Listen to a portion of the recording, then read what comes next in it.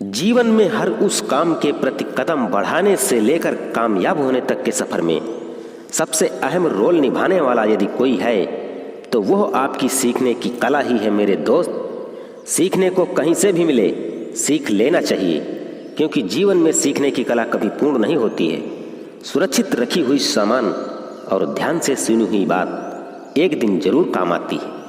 आइए इस कहानी के माध्यम से आपको कुछ समझाने का प्रयास करता हूँ। यह कहानी है एक ऐसे व्यक्ति की जो अपने घर से ऑफिस तक का आना जाना डेली ट्रेन से किया करता था। उस व्यक्ति का सिर्फ एक ही मकसद था, एक नई चीज रोज सीखता था और घर जाकर उसे अपनी डायरी में लिख देता था। एक दिन वो ऑफिस के लिए निकले।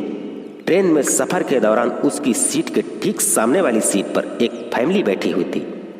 तभी वहां से पानी बेचने वाला एक लड़का निकला।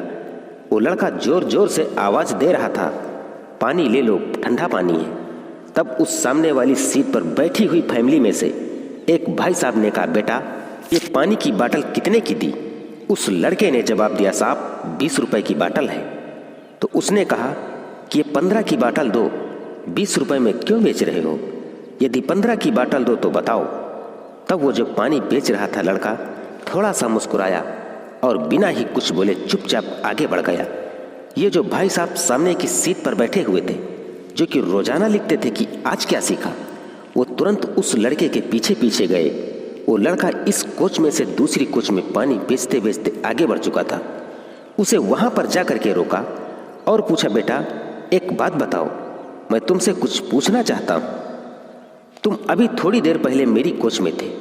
वहां पर मेरी सीट के ठीक सामने वाली सीट पर वो जो फैमिली बैठी थी, उसमें से उस भाई साहब ने आपको बोला कि 15 की बोतल दो, 20 रुपए में क्यों बेच रहे हो? तब तुम बिना ही कुछ बोले थोड़ा मुस्कुराकर चुपचाप आगे बढ़ गए। इसका मतलब क्या है? तुम्हें गुस्सा नहीं आया? तुम कुछ तो बोलते। इस लड़के का जवाब सुनकर कुछ सीख जरूर लीजिएगा साहब। उस लड़के ने कहा, भाई साहब उनको पानी की जरूरत नहीं थी, उनको पानी पीना ही नहीं था।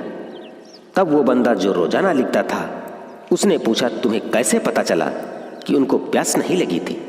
उस लड़के ने जवाब दिया, जिसको प्यास लगी रहती है वो पहले पानी की बोतल लेता है, उसके बाद में दाम पूछता है और पैसे दे देता है।